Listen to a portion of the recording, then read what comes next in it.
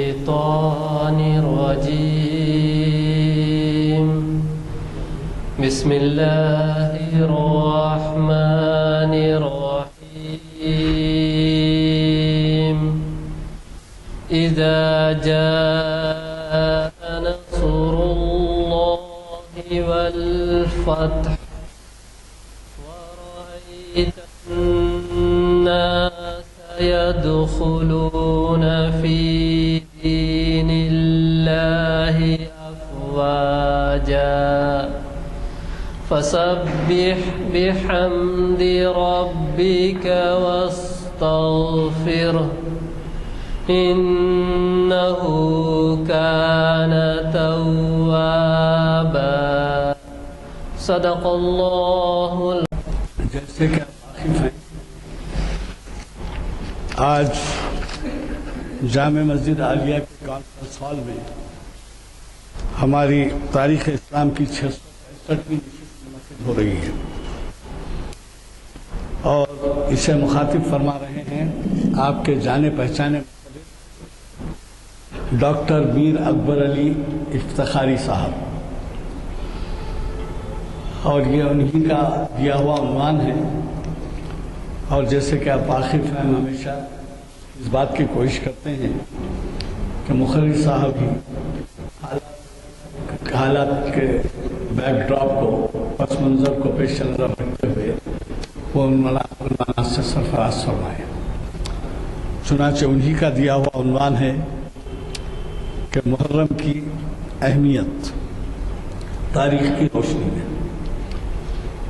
حضرات، یہ تو آپ جانتے ہیں کہ ہمارے سن ہجری کا آغاز ماہ محرم سے ہوتا ہے.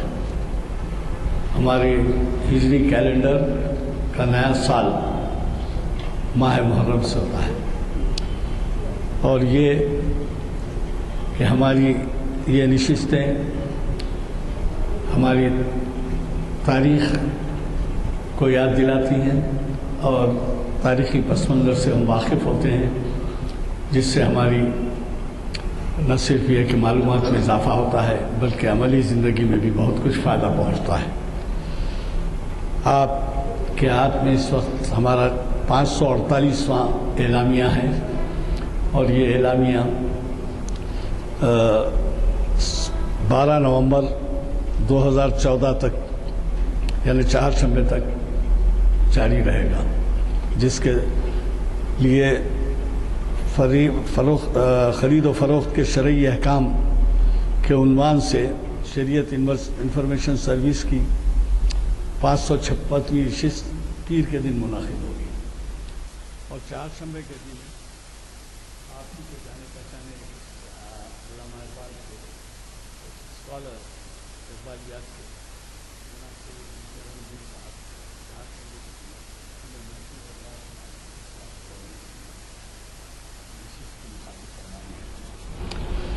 میں آپ کا زیادہ وقت لیے بغیر ہمارے آج کے فاضل مقرر ڈاکٹر میر اکبر علی افتخاری صاحب سے گزارش کرتا ہوں کہ وہ شہ نشین پر تشریف لائیں اور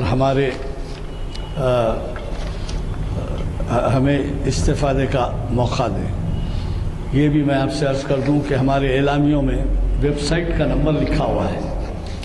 یہاں پر ویب سائٹ کا نمبر اوپر لکھا ہوا ہے، اور ہمارے کرم فرما نے ان محافل کی اہمیت کو دیکھ کر ویب سائٹ کا انتظام کیا ہے، جس کا خرچہ شاید 1 لاکھ کے قریب ہوتا ہے، اور اس کی وجہ سے یہ ساری دنیا میں دیکھے جاتے ہیں ہمارے محافل کی تفصیلات. اور 3 محافل ہر ہفتہ ہوتی ہیں: تاریخ اسلام، شریعت انفارمیشن، اقبالیات. تو میری گزارش ہے کہ آپ حضرات آج کے اس محفل سے استفادہ فرمائیں. نہ صرف یہ بلکہ اگر ممکن ہو سکے اور آپ کسی وجہ سے نہ آ سکیں تو آپ اس کو ویب سائٹ پر ضرور دیکھیں. اسی دن نہ دیکھ سکیں تو دوسرے دن آپ کو ویب سائٹ پہ دکھائی دیں گے، کیونکہ اس کو ویب سائٹ سے منتقل کر کے بین الاقوامی ٹریک پر لانے کے لیے ایک رات کا وقت گزرتا ہے، اور پھر دوسرے دن سے آپ کو یہ اویلیبل ہو جاتے ہیں.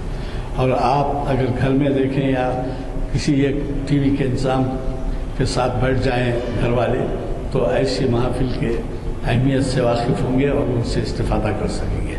میں ہمارے آج کے فاضل مقرر جناب ڈاکٹر میر اکبر علی افتخاری صاحب سے گزارش کرتا ہوں کہ وہ شائنشین پر تشریف لائیں اور ہمیں مخاطب فرمائیں۔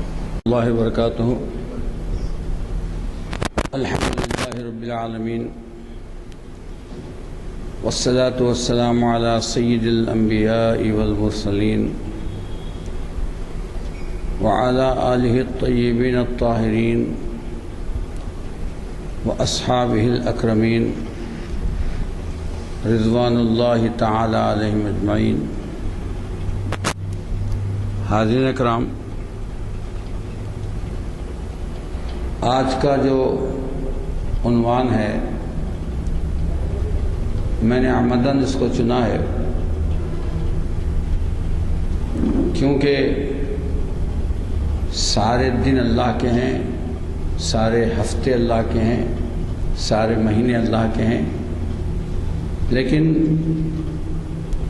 اس ماہ کو میں نے اپنا عنوان اس لیے بنایا کہ کچھ ہمارے اندر جو تفرقے کی حالت ہے اس کو میں بیان کر سکوں، لیکن میرا مقصد کسی پر تنقید یا تعریض کرنا نہیں ہے۔ صرف میرا کام یہ ہے کہ حقائق کو رکھ دوں اور اس طرح رکھوں کہ کسی کو تکلیف بھی نہ ہو، کیونکہ لوگ حقائق کو چھپاتے ہیں۔ ہمارا دین اسلام، چونکہ ہم تمام یہاں سنی اہل سنت الجماعت ہے، ان کا مطمع نظر یہ ہے، وہ آپ تمام کو معلوم ہے کہ سرکار دو عالم صلی اللہ علیہ وسلم کی رسالت پر ایمان لانا اور صحابہ کرام جو سرکار دو عالم صلی اللہ علیہ وسلم کے تربیت یافتہ ہیں اور صحبت یافتہ بھی ہیں، ان کی توقیر و تعظیم کرنا، اور اہل بیت اطہار جو خانوادہ رسول کے افراد ہیں، جس کے بارے میں اللہ تعالیٰ نے قرآن کریم کی آیات نازل فرمائیں، ان کی بھی تعظیم و توقیر کرنا ہے۔ صحابہ کے بارے میں اللہ تعالیٰ نے فرمایا السابقون الاولون من المہاجرین والانصار، تو ان کی تعریف اللہ تعالیٰ نے قرآن کریم میں ارشاد فرمائی۔ اہل بیت کے لیے اللہ تعالیٰ نے قرآن کی آیت نازل فرمائی قُلْ لَا أَسْأَلُكُمْ عَلَيْهِ أَجْرًا إِلَّا الْمَوَدَّةَ فِي الْقُرْبَى، جس کے معنی یہ ہیں کہ اے حبیب آپ کہہ دیجئے کہ میں تم سے میرے کام کا یعنی تبلیغ کے کام کا کوئی اجر طلب نہیں کرتا۔ قُلْ لَا أَسْأَلُكُمْ عَلَيْهِ أَجْرًا، جو میں کام انجام دیتا ہوں، وہ کام انجام میں جو دے رہا ہوں تو اس کا اجر تم لوگوں سے نہیں مانگتا، کیونکہ اس کا ایک جگہ اور فرمایا ان اجری الا علی اللہ، فرمایا کہ اس کا اجر تو مجھے صرف اللہ ہی دے گا۔ اس آیت میں ارشاد فرماتا ہے کہ قُلْ لَا أَسْأَلُكُمْ عَلَيْهِ أَجْرًا، میں تم سے کوئی اجر طلب نہیں کرتا، صرف کیا چاہتا ہوں إِلَّا الْمَوَدَّةَ فِي الْقُرْبَى، صرف میرے قرابت داروں کی محبت اور مودت چاہتا ہوں۔ یہ قرآن کریم میں ارشاد ہے۔ تو جب یہ آیت نازل ہوئی تو صحابہ نے عرض کیا کہ یا رسول اللہ من قرابتک، یا رسول اللہ کہ آپ کے قرابت دار کون ہیں کہ جن کی محبت ہم پر واجب کر دی گئی ہے؟ تو سرکار دو عالم صلی اللہ علیہ وسلم نے فرمایا کہ علی و فاطمہ و حسن و حسین، وہ یہ ایک جگہ ہے ابناہما، یہ میرے قرابت دار علی ہیں، فاطمہ ہیں اور ان کے بچے ہیں، دونوں لڑکے ہیں۔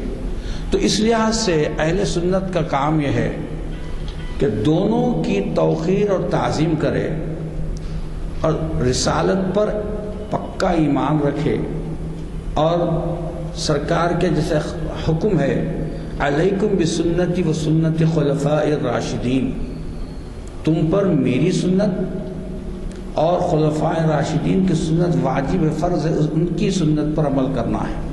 اور ایک حدیث میں ارشاد فرمایا علیکم بسنتی و سنتی اہل بیتی، تم پر میری سنت اور میرے اہل بیت کی سنت واجب ہے۔ تو اب ہم چونکہ اہل سنت ہیں تو یہ دونوں کا توازن رکھتے ہیں، دونوں کی توقیر کرتے ہیں، اور اتفاق ایسا ہے کہ محرم میں دونوں کا ذکر ہے، صحابی رسول کا بھی ہے، اہل بیت کا بھی ہے۔ مگر سب سے بڑی مشکل یا سب سے بڑا فتنہ یہ ہو گیا کہ کچھ ہم میں ایک گروہ ہے جو صرف اہل بیت کی بات کرتا ہے۔ یہاں تک تو بات ٹھیک تھی، لیکن صحابہ کو برا بھلا کہتا ہے، کیونکہ صحابہ کو جو برا کہا اس کا ایمان گیا۔ سرکار نے فرمایا کہ اللہ اللہ میرے اصحاب کے بارے میں یاد رکھو، اللہ کو یاد رکھو کہ ان کو کوئی گالی نہ دو، کوئی برا نہ کہو۔ سوچنا بھی برا ہے۔ ایک طبقہ ہم میں پیدا ہو گیا جو صرف صحابہ کی بات کرتا ہے اور ہر چیز میں صحابہ کی بات کرتا ہے، یہاں تک درست ہے، لیکن انہوں نے اہل بیت کو چھوڑ دیا۔ تو میں نے سوچا کہ یہ عنوان سے کم ان دونوں کو میں یکجا کر دوں، تاکہ اگر ہم کسی ایک کو بھولے ہوئے ہیں تو کوئی یاد تازہ ہو جائے۔ ورنہ یہ محرم تو مہینہ ہے اور سال کا پہلا مہینہ ہے، اور اس کو حضرت عمر رضی اللہ تعالیٰ عنہ نے پہلا مہینہ بتایا۔ اس کی بڑی لمبی چوڑی ہے۔ پہلے یہ ربیع الاول تھا، بعد میں حضرت عمر رضی اللہ تعالیٰ عنہ نے اپنی خلافت کے زمانے میں حضرت علی رضی اللہ تعالیٰ عنہ کے مشورے کے بعد محرم کیا۔ اب محرم کو پہلا مہینہ اللہ تعالیٰ نے آپ نے بنا دیا، اور ویسے قرآن میں بھی ہے ان عدت الشہور عند اللہ 12 شہرا، کہ ایک سال میں اللہ کے پاس 12 مہینے ہیں، فیہا اربعۃ حرم، اور ان میں 4 مہینے حرام ہیں۔ اور وہ کون سے سب؟ ذی قعدہ، ذی الحجہ، محرم اور پھر رجب۔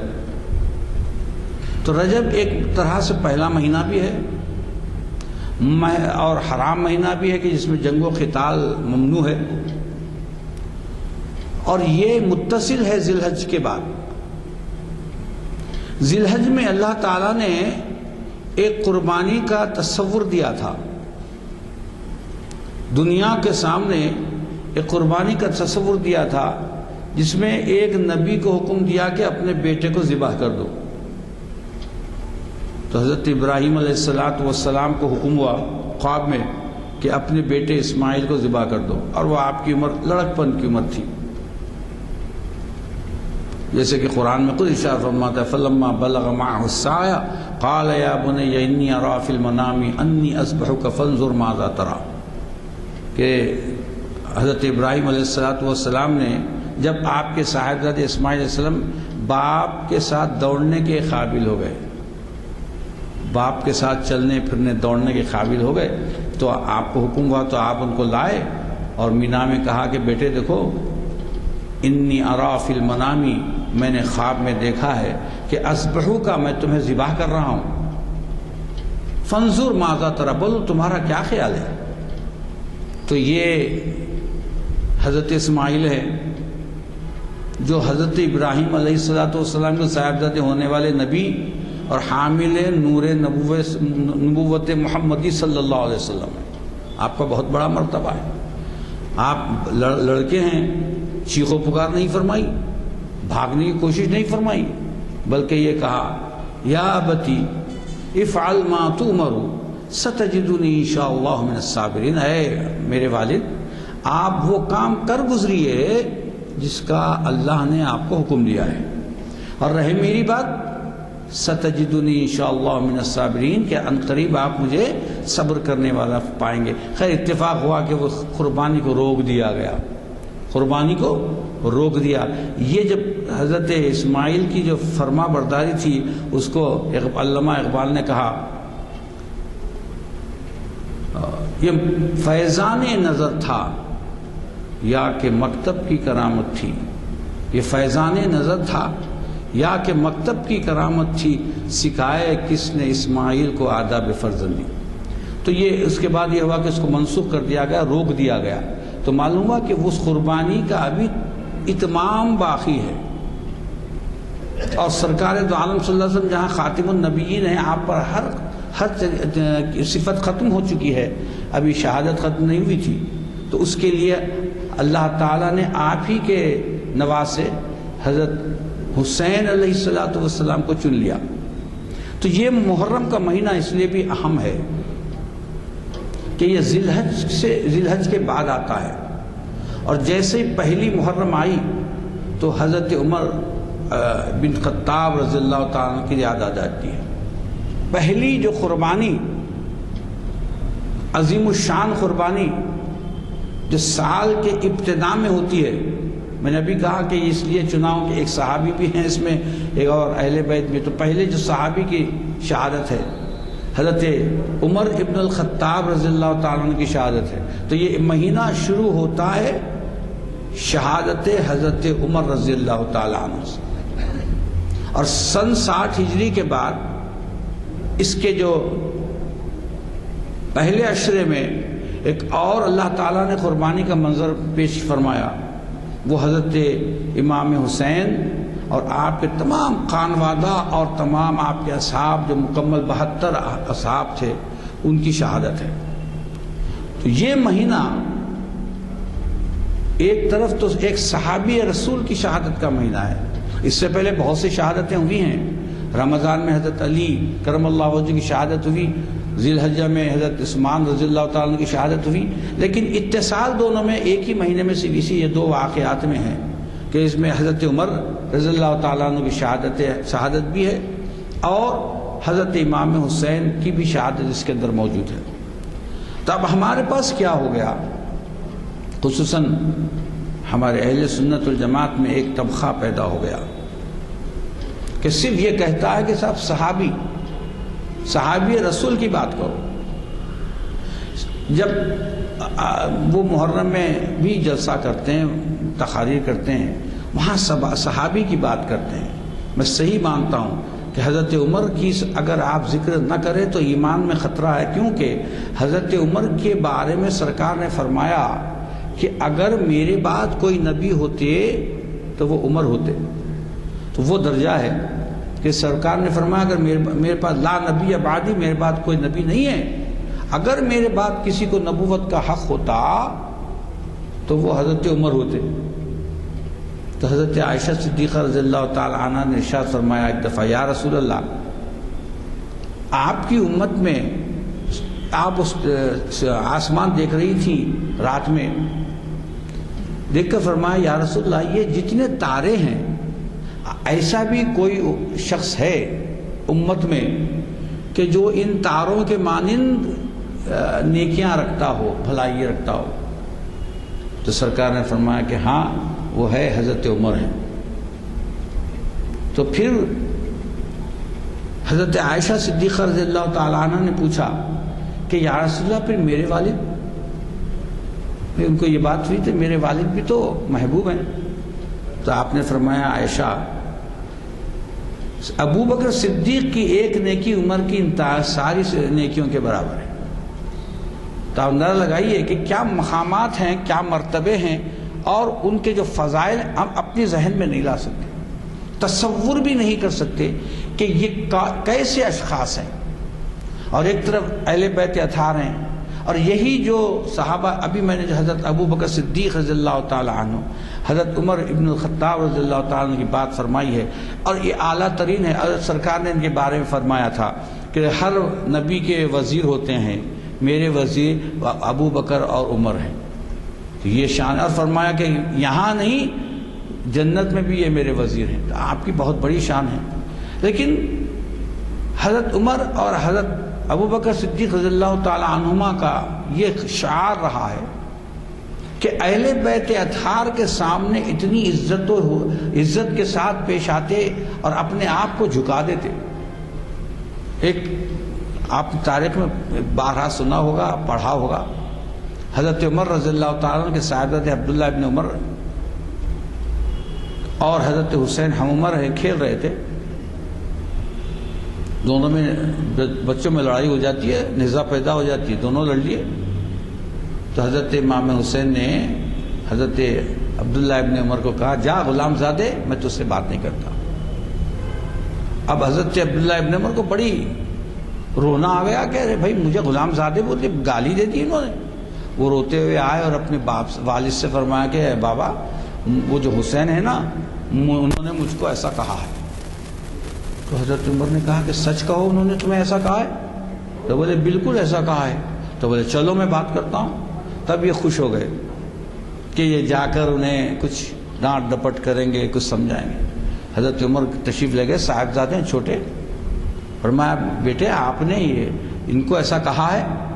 تو آپ ڈر گئے حضرت حسین کہ بھئی، تو بولے ہاں کچھ نزاع ہو گئی تھی تو میں ایسا کہہ دیا۔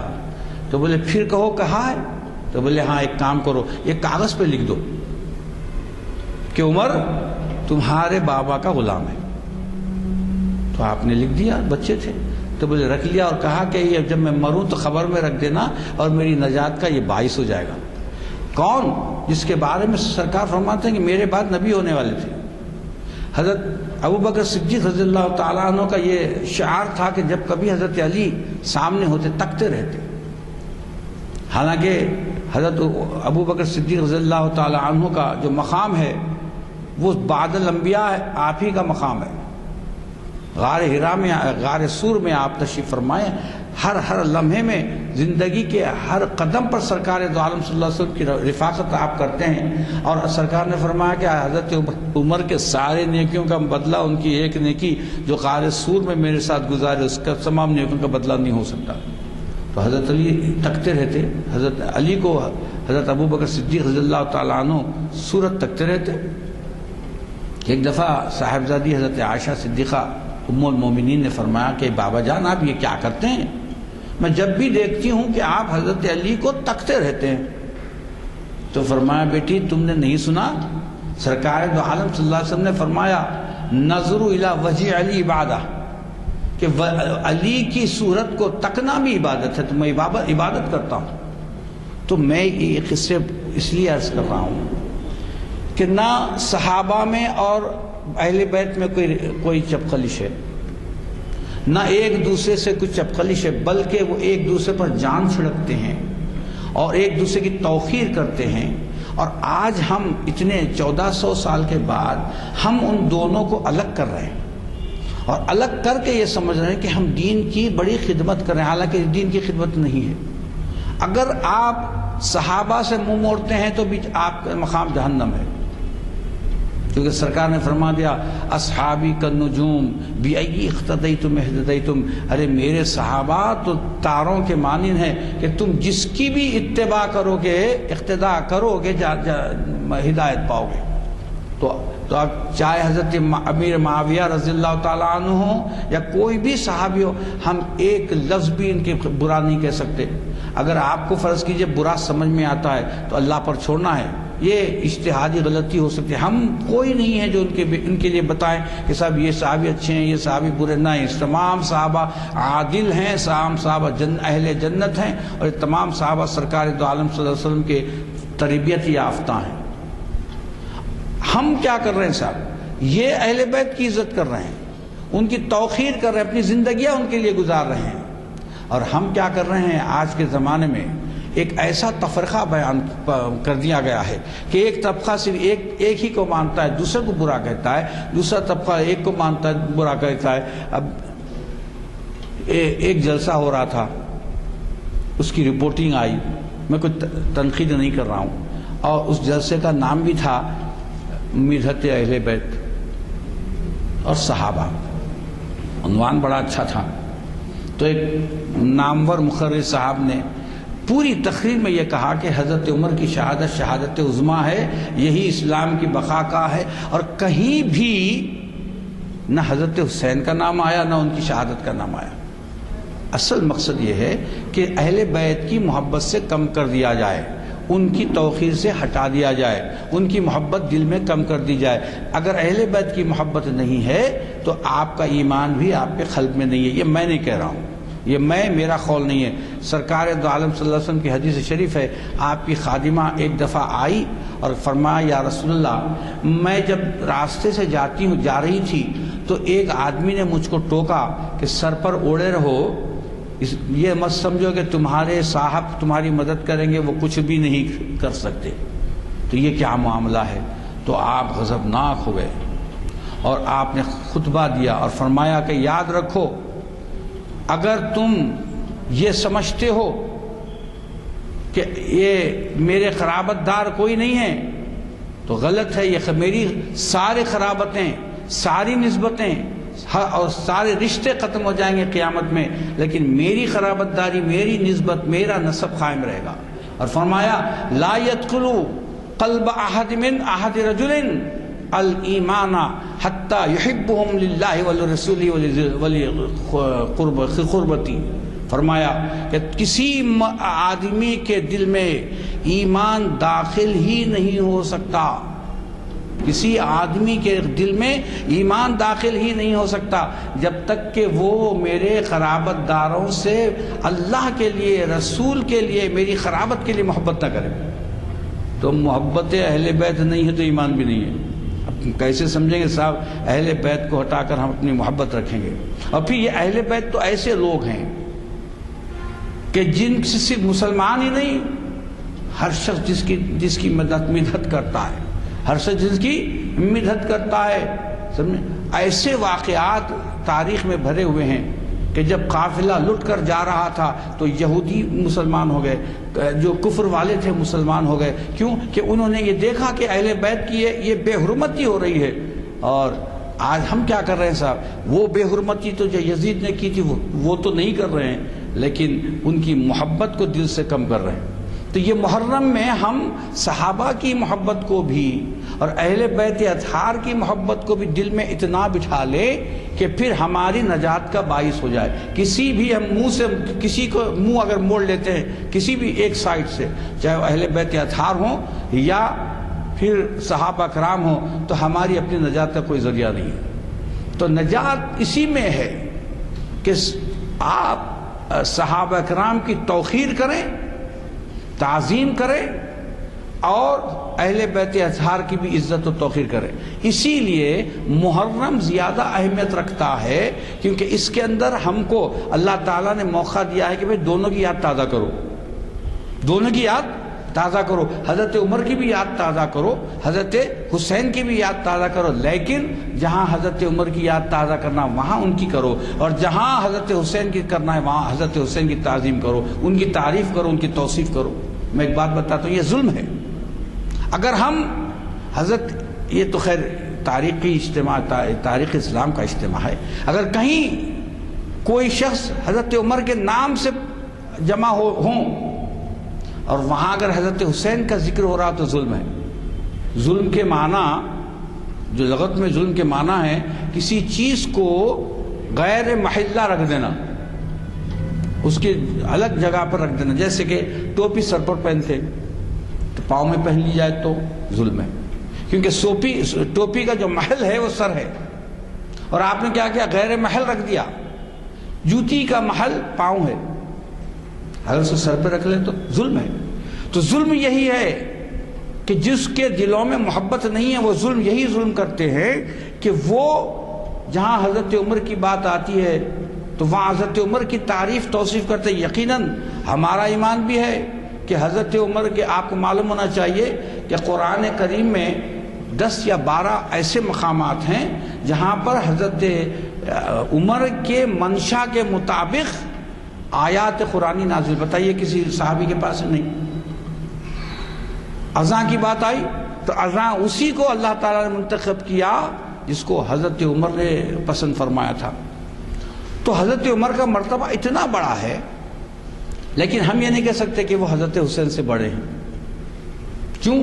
کسی میں ہم تفریق کرنا، کسی میں ایک کو اچھا ایک کو برا بولنا ہمارا کام نہیں ہے، یہ پروردگار کا کام ہے۔ اللہ کسی کو بڑھا دے، مرتبہ بڑھا دے، اس کا کام ہے۔ کسی کا مرتبہ کم کر دے اس کا ہم تو بس یہ ہے کہ ہم کسی میں فرق ہی نہیں کرتے. جیسے کہ انبیاء کے بارے میں فرمایا لا نفرق بین احد منہم، ہم کسی نبی میں فرق نہیں کر سکتے. نبی سب نبی ہے، وہ فلاں نبی اچھے یہ نبی برے نہیں. جتنے انبیاء آئے کتنے آئے ہم کو نہیں معلوم. اب جو قرآن میں ہے وہ تو ہم ہیں مسلمہ ہیں، اس کے علاوہ بھی 1,24,000 نبی انبیاء آئے تو ہمارے سامنے جن کا ذکر نہیں ہے، لیکن اس کے باوجود آمنت باللہ بکتابہ ورسلہ، اس کے تمام رسولوں پر ایمان لانے والے. اسی طرح صحابہ کے لیے بھی یہ ہے کہ تمام صحابہ عادل ہیں، تمام صحابہ سرکار دو عالم صلی اللہ علیہ وسلم کے محبوب ہیں، اور تمام صحابہ سرکار دو عالم صلی اللہ علیہ وسلم کی تربیت یافتہ ہیں. ان کے اندر ہم فرق نہیں کر سکتے.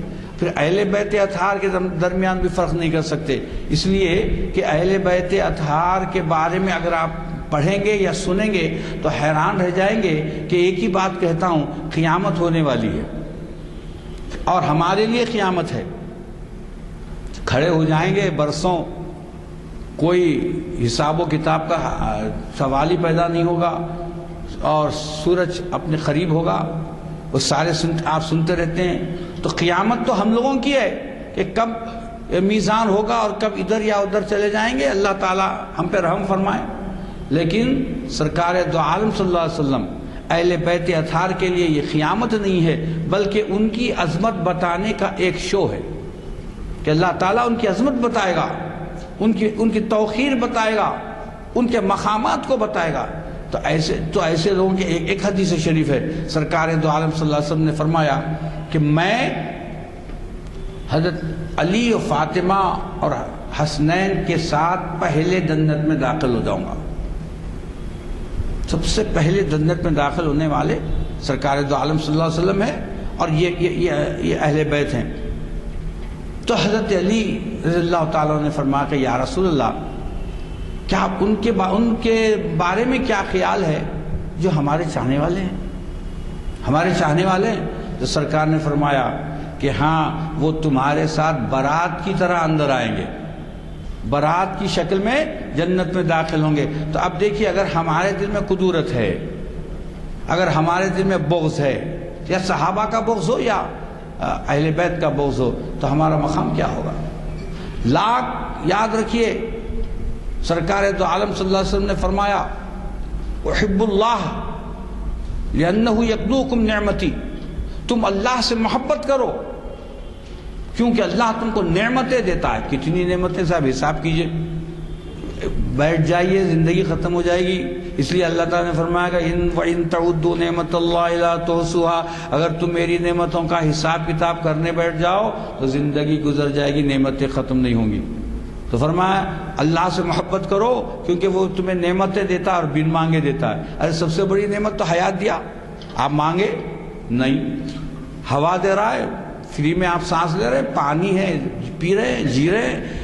اللہ تعالیٰ آسمان سے غذائیں دے رہا ہے، زمین سے غذائیں دے رہا ہے. اس کی کسی نعمت کو ہم شمار نہیں کر سکتے. تو فرمایا کہ احب اللہ لأنہ یقدوکم نعمتی وحبنی لحب اللہ، اور مجھ سے محبت کرو اللہ کی محبت کے لیے. یعنی اگر تم کو اللہ کی محبت چاہتے ہو تو ڈائریکٹ نہیں ملے گی. اللہ کی اگر تم محبت چاہتے ہو تو مجھ سے محبت کرو، اور مجھ سے محبت کرو گے تو تم کو اللہ کی محبت ملے گی. تو احبنی لحب اللہ، اور فرمایا وہ احب اہل بیتی لحبی، تم اہل بیت سے محبت کرو میری محبت کے لیے. تب ایک سلسلہ ہو گیا. محبت، اللہ سے محبت آپ ڈائریکٹ چاہیں گے نہیں، اللہ سے محبت کے لیے اہل بیت سے محبت کرو تو پھر نبی سے محبت ہو جائے گی، نبی سے محبت کرو تو پھر اللہ سے محبت ہو جائے گی. اور اللہ جس کو محبوب رکھ دے پھر اس کا تو عالم ہی نرالا ہے.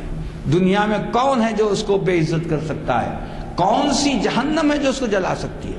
جس کے یہ سارے دوست ہو، جس سے یہ ساروں سے محبت کرتا ہو، تو اس کو جہنم کی آگ کبھی نہیں جلائے گی.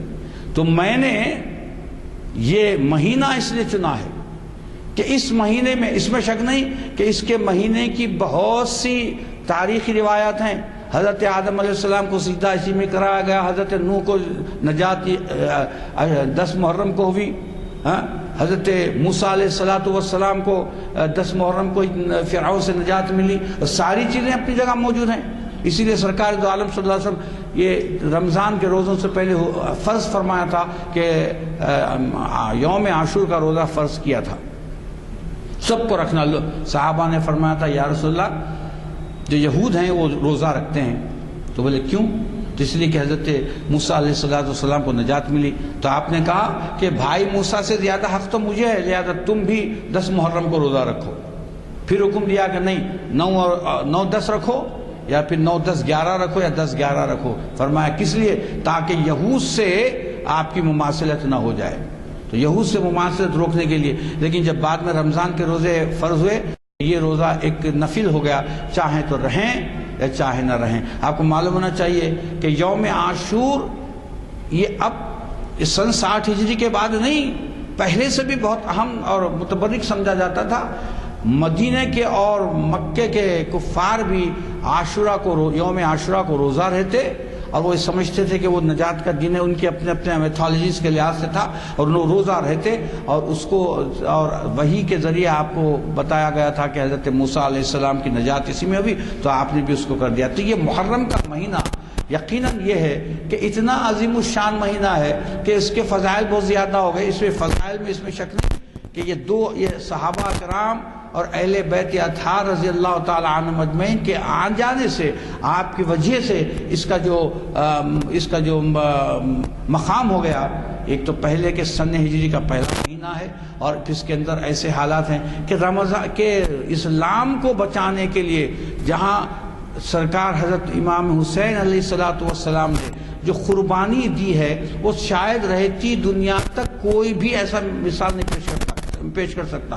میں عموماً کہتا رہتا ہوں کہ اللہ بے مثال ہے، بے لاجواب ہے، اس کا کوئی مثال نہیں۔ ارے اس کا نبی محمد مصطفیٰ صلی اللہ علیہ وسلم وہ بھی لاجواب ہیں، بے مثال ہیں، بے مثل ہے، ان کا بھی کوئی جواب نہیں، اور جو اہل بیت ہیں ان کا بھی کوئی جواب نہیں۔ کیوں؟ کہ اس کا میں آپ کو بتاتا ہوں، تاریخی حوالہ دیتا ہوں۔ حضرت عمر رضی اللہ تعالی عنہ کے خلافت کے زمانے میں مال غنیمت تقسیم فرما رہے ہیں، تو حضرت حسین علیہ السلام کو آپ نے اور اپنے صاحبزادے عبداللہ ابن عمر کو، تو صاحبزادے نے اعتراض کر دیا کہ بابا جان وہ تو جنگ میں بھی نہیں تھے، ہم جنگ میں تھے، اور ہم کو آدھا اور ان کو زیادہ۔ تو آپ نے کہا بیٹے ایسا سوال مت کرو، نہ تمہارا باپ ان کے باپ جیسا، نہ تمہاری ماں ان کے ماں جیسی، نہ ان کا نانا تمہارے نانا۔ جواب مت دو، میں نے کہا کوئی جواب نہیں ہے، اس لیے اللہ تعالیٰ نے ان کو اتنا اعلیٰ ترین اور پاک و صاف بنایا ہے کہ قرآن میں خود ارشاد فرماتا ہے انما یرید اللہ لیذہب عنکم تطہیرا۔ اے اہل جزی نیست کہ اللہ چاہتا ہے، کیا چاہتا ہے کہ تم کو ہر جتنے بھی ان سے پاک کرے، اور کس طرح پاک کرے، وَيُطَهِّرُكُمْ تَطْهِيرًا، اور صفائی کی طہارت پاکی کی ایسے اعلیٰ بلند مقام پر رکھے کہ پھر کوئی اس مقام کو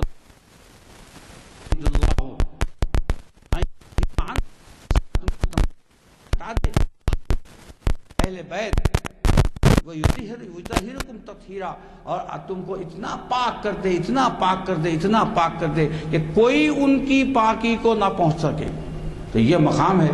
تو جب یہ آیت نازل ہوئی، حضرت عائشہ صدیقہ رضی اللہ تعالی عنہ اپنے حدیث پاک میں فرماتی، جو ان سے روایت کی گئی ہے، حضرت عائشہ صدیقہ روایت فرماتی ہیں کہ ایک دفعہ سرکار دو عالم صلی اللہ علیہ وسلم حجرے مبارک سے باہر آئے اور کالی کملی اوڑے ہوئے تھے،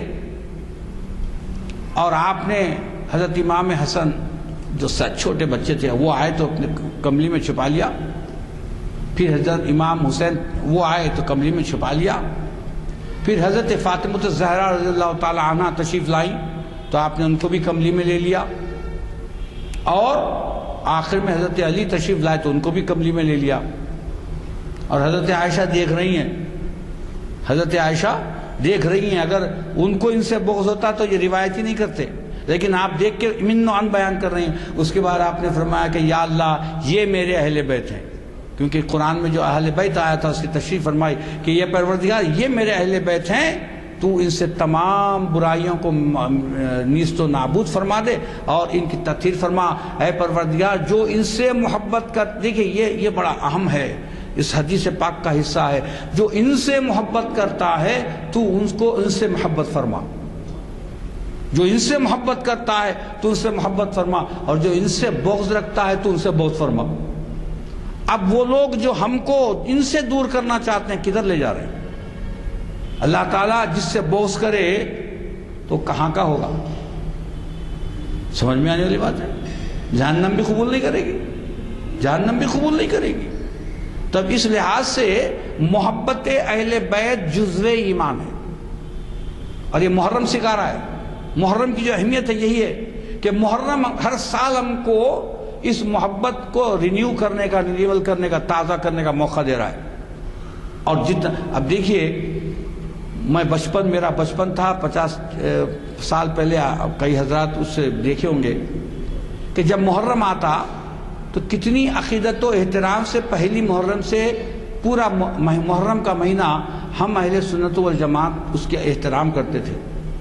کیوں کہ یہ رسول کے خانوادے کی شہادت کا مہینہ ہے۔ اور آج دیکھیے کیا ہے، آج اگر ہم ان کی بات کرتے ہیں تو بدعت ہے، ان کے لیے کچھ بولتے ہیں، ان کی ثنا کرتے ہیں، ان کی توصیف کرتے ہیں تو صاحب کہاں لکھا ہوا ہے۔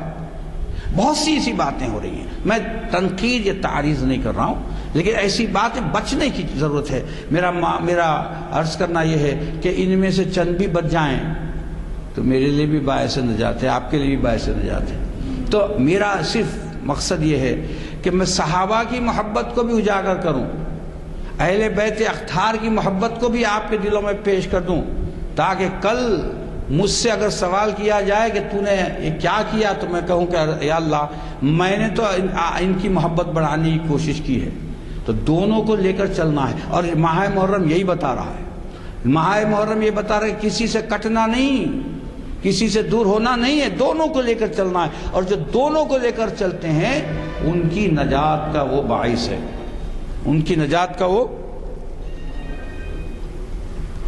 نجات کا باعث ہے۔ تو یہ ماہ محرم ہمیں سکھا رہا ہے۔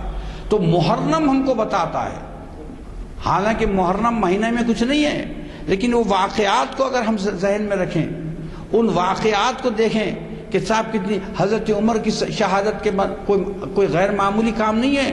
حضرت عمر رضی اللہ تعالیٰ عنہ کی شہادت بھی تاریخ اسلام کا ایک سانحہ ہے کہ حضرت عمر سب سے طاقتور ترین خلیفۃ المسلمین ہے، اور ان کو شہید کیا گیا، لیکن ان کی شہادت میں حضرت حسین کی شہادت میں فرق یہ ہے کہ حضرت عمر کو ذاتی مقاصمت کے لیے شہید کیا، جو اس نے شہید کرنے والے نے اپنی ذاتی مقاصمت کے لیے کیا، لیکن اسلام کو اور اسلام کی جو عمارت تھی اس کو بہت بڑا دھکا پہنچا دیا، اس کو بہت بڑا دھکا پہنچا دیا۔ لیکن حضرت امام حسین کی جو شہادت ہے ذاتی مقاصمت کے لیے نہیں ہے۔ لوگ کہہ رہے ہیں کہ ذاتی اپنے ذات کے لیے، اپنی عزت کے لیے لڑتے، نہیں، ذات کے لیے نہیں تھی۔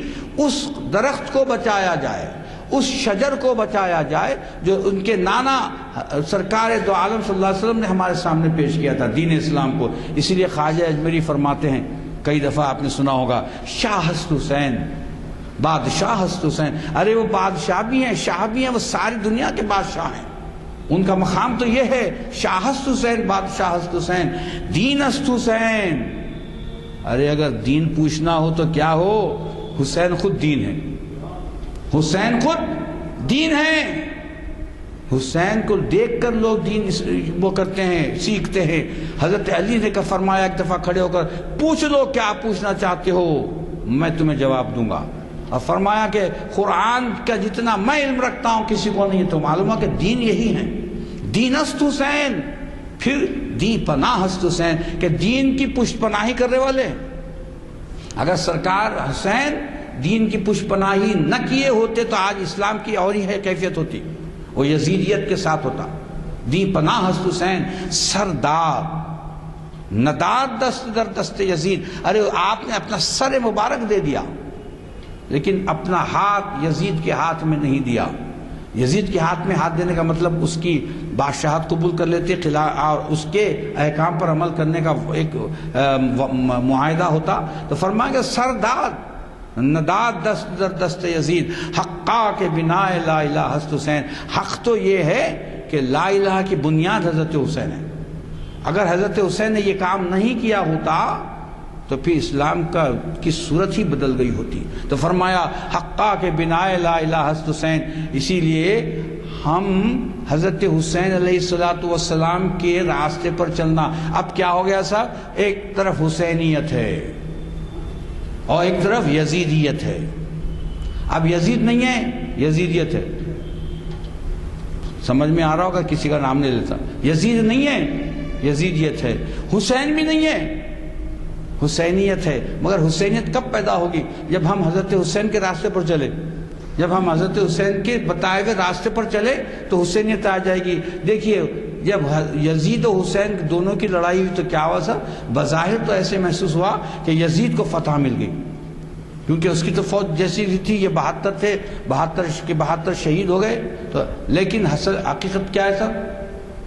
جو مقصد تھا، جو مقصد کس کا عظیم ترین رہا، وہ حضرت حسین کا عظیم رہا، لہذا وہ فاتح ہے.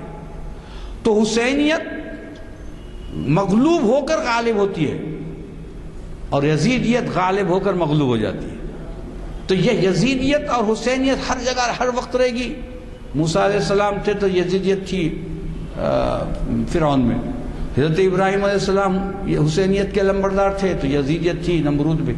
اور جب یہ آئے تو حضرت حسین اپنی جگہ، حضرت یزید اپنی جگہ. تو حضرت حسین کی حسینیت باقی ہے، قیامت تک باقی رہنے والی ہے. یہ محرم ہم کو سبق دیتا ہے، قیامت تک باقی رہنے والی ہے. یزیدیت بھی باقی رہنے، ابھی بھی یزیدیت ہے، ہر جگہ موجود ہے.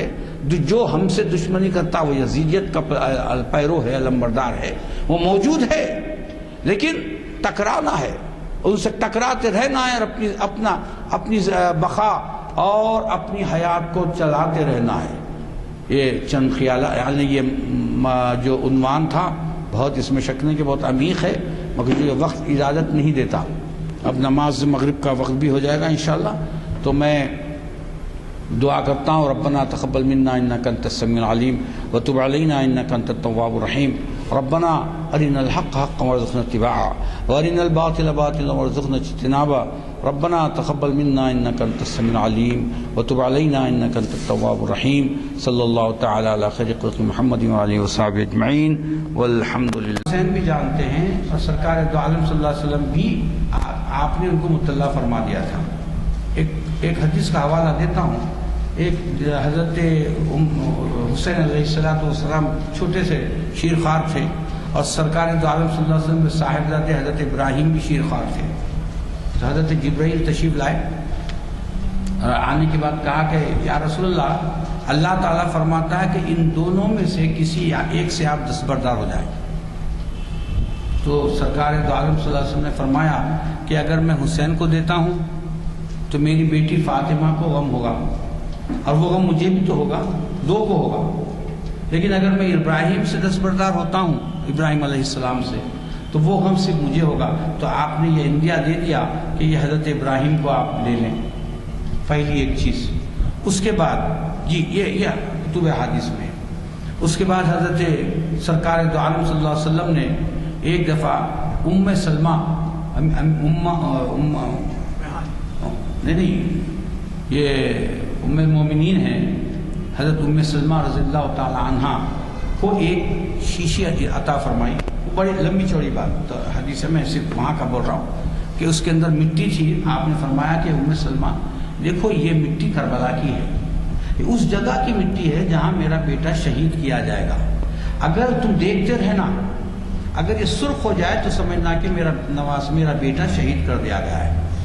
تو ایسے تو اب کیا ہو سر؟ تو حضرت ام سلمہ نے 10ویں محرم کو خواب میں ظہر کے وقت دیکھا کہ سرکار دو عالم صلی اللہ علیہ وسلم انتہائی مغموم حالت میں کہ آپ کے زلف مبارک اڑ رہے ہیں، مغموم حالت میں تشریف لائے. تو حضرت ام سلمہ رضی اللہ تعالیٰ عنہ نے پوچھا کہ یا رسول اللہ ایک کون سی بات ہو گئی کہ جس نے آپ کو غمگین کر دیا ہے؟ تو سرکار نے فرمایا کہ اے ام سلمہ، میرا بچہ شہید کر دیا گیا ہے، میرا بیٹا شہید کر دیا گیا ہے۔ جب آپ نیند سے بیدار ہوئی اور وہ نکال کر اس شیشے کو دیکھا تو وہ جو مٹی تھی وہ سرخ خون ہو گئی تھی۔ تو یہ جو مشیت الہی تھا، اور یہ حضرت حسین کو معلوم تھا، اور حضرت حسین نے حضرت سرکار دو عالم صلی اللہ علیہ وسلم نے حضرت حسین کو یہ بتا دیا تھا۔ بچپن میں سرکار دو عالم صلی اللہ علیہ وسلم ایک انہونی بات تھی کہ اپنی زبان مبارک حضرت امام حسین کے منہ اقدس میں دے دیتے تھے، تو صاحبزادے اس کو چوستے اور تھوڑی دیر کے بعد آپ ہٹا لیتے۔ ایسا تو کہیں آپ نے واقعہ دیکھا ہی نہیں کسی عام آمد۔ تو علماء فرماتے ہیں کہ اب دیکھیے، جس وقت 3 دن پانی بند کر دیا گیا، کھانا بند کر دیا گیا، تو حضرت حسین کو نہ پیاس ہوئی نہ آپ کمزور پڑے۔ تو علماء کہتے ہیں کہ وہ سرکار دو عالم صلی اللہ علیہ وسلم کا جو عمل مبارک تھا، دراصل وہ پیاس سے آپ کو نجات دلانے کا مقصد تھا۔ تو چونکہ یہ ایک مشیت الہی کا معاملہ تھا، اور یہ کوئی محفوظ جنگ و جدل نہیں تھی کہ صاحب شکست دیں گے، فتح کریں گے حکومت، ایسی کوئی بات نہیں تھی۔ چونکہ حق کے لیے جا رہے تھے تو آپ نے کسی کو نہیں لیا، صرف اپنے خاندان والوں کو لیا، اسی لیے کوئی آپ نے فوج نہیں لی۔ جیسے کہ عموماً لوگ بولتے ہیں، میں نام نہیں لیتا، کہ یہ ان کی عزت نفس کے لیے تھا، وہ وغیرہ وغیرہ، ایسا کچھ نہیں ہے۔ کوئی نہ عزت نفس کے لیے ہے، نہ یہ جنگ لڑنے کے مقصد سے آپ تشریف لے گئے تھے۔ السلام علیکم۔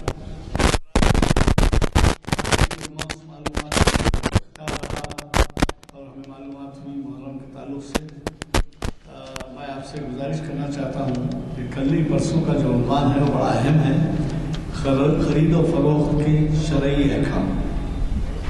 خرید و فروخت سے متعلق بڑی غلط فہمیاں ہیں، اور طرح طرح سے اس کے جواز پیش کیے جاتے ہیں صفائی کے لیے۔ تو لہذا یہ بہت اہم عنوان ہے، یا تو آپ بیپاری ہیں یا خریدار ہیں، یا بیپاری اور خریدار دونوں ہیں۔ تو ایسا عنوان جو اس زندگی کے اہم شعبے سے متعلق ہے، خرید و فروخت سے متعلق، یہ ہم سب کی دلچسپی کا باعث ہوگا۔ ضرور مفتی صاحب کو سنیے، اظہر قاسمی صاحب یہ پیر کے دن ہمیں مخاطب کر رہے ہیں اسی عنوان سے، 556ویں شریعت انفارمیشن کی سروس یعنی نشست ہے۔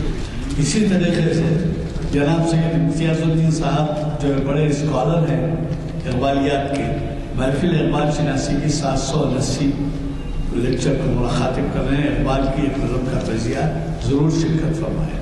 اور ایک چیز عرض کرنا یہ ہے کہ یہ بلیٹن اگر آپ کے ہاتھ نہیں لگا ہے، ہم اس 500 چھپاتے ہیں اور مساجد کے لیے بھیجتے ہیں، اور وہ بھی ایسا اہتمام کرتے ہیں ایک طرف اردو ایک طرف انگلش، 2 لگائیں، کیونکہ آپ کے ہمارے کئی بچے ایسے ہیں جو اردو نہیں جانتے، تو لہٰذا انگلش میں بھی فراہم کرتے ہیں۔ میری گزارش یہ ہے کہ اگر آپ کو یہ بلیٹن نہ ملا ہو اور موقع نہیں ملا ہو تو یہ بلیٹن اس پہ بھی اویلیبل ہے، کہیں پہ یہ ویب سائٹ پر بھی یہ بلیٹن دیکھا جا سکتا ہے، اور اگر آپ کے پاس فون ہے تو پرنٹر سے کاپی بھی نکال لے سکتے ہیں۔ تو میرے خیال میں اس کی توجہ فرمائیے۔ ایسے دینی محفل میں شرکت جو ہے عبادت کا باعث ہے۔ ہم ایسے اصحاب کے مشغول ہیں جو والہانہ خدمات انجام دیتے ہیں، آخر ان کے بھی کام کاج سب کچھ ہے، لیکن آپ کو بتانے کے لیے وقت نکال کر وہ آتے ہیں، تو اس سے استفادہ کیجیے، اور ایسے کام میں